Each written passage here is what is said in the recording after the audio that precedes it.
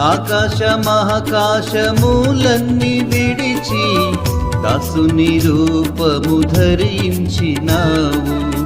ఆకారమునందు మనుషునిగా మెదిలి నిన్ను నీవే రిక్తునిగా మారావు.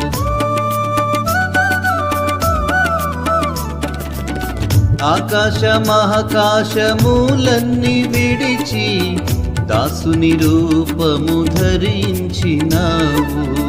ఆకారమునందు మనుషునిగా మెదిలి నిన్ను నీవే రిక్తునిగా మారావు. సిలువ మరణము పొందునంతగా నీ విధేయత చూపించినావు.